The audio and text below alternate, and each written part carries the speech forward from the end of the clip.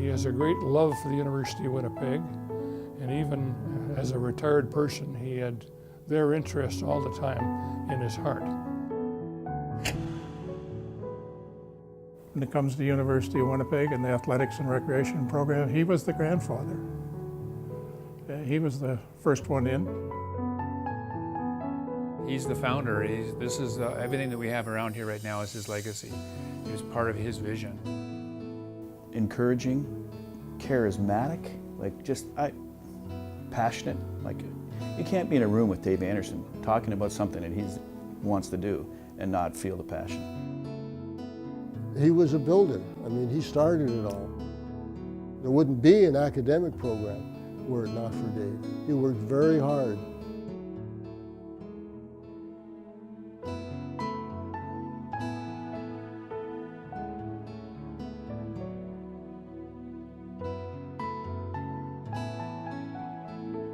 He went down to University of North Dakota, realized that he had better ambitions, and he transferred to UCLA, where he made their football team and where he had a chance as a student to help with the programs in football and track and field and other activities. And this was really helpful when he got back to Canada to be a teacher. Dave and I were the first full-time people in the department. All the other coaches and so on were itinerants. And Dave had a mission that he shared with me. He wanted to do two things. One was build a quality athletics program, and two, build a quality academic program. And as you can see, he certainly accomplished those things. Doesn't seem that long ago, although it's been over 35 years, when I was touring the University of Winnipeg with Dave on a job interview. I remember him taking me around the university, introducing me to all his colleagues, and every 5 minutes apologizing for the poor recreation and athletic facilities, but saying, if you come here, don't worry, in a few months we're going to have new ones. We spent a weekly, we were around the table hashing out the design of this building.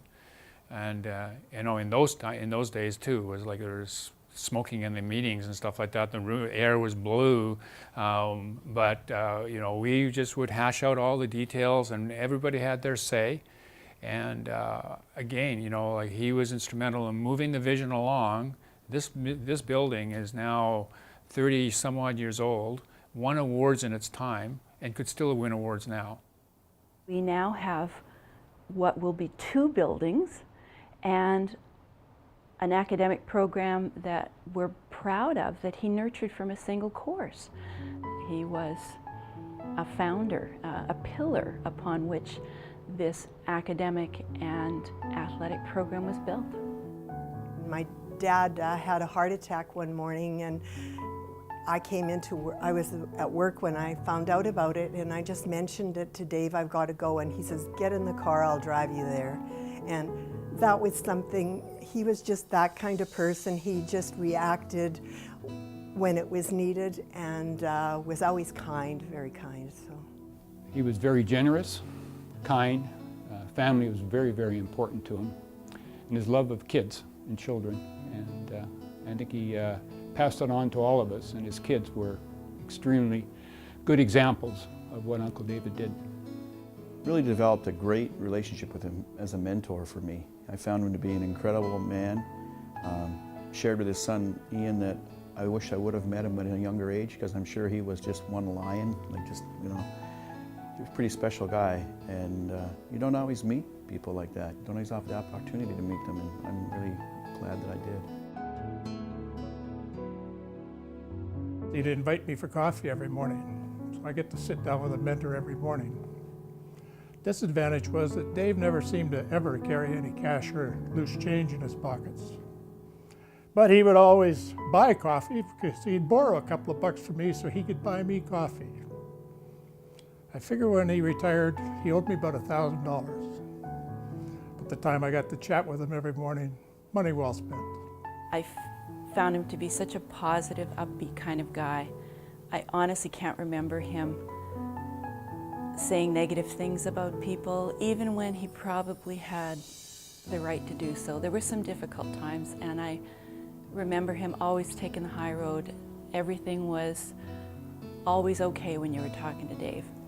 He always left an imprint, and he left an imprint at the Peace Garden, he left an imprint in the schools he taught in, he certainly left an imprint in the University of Winnipeg. My fond memory of him is that of his sweats, his love for food, and white socks.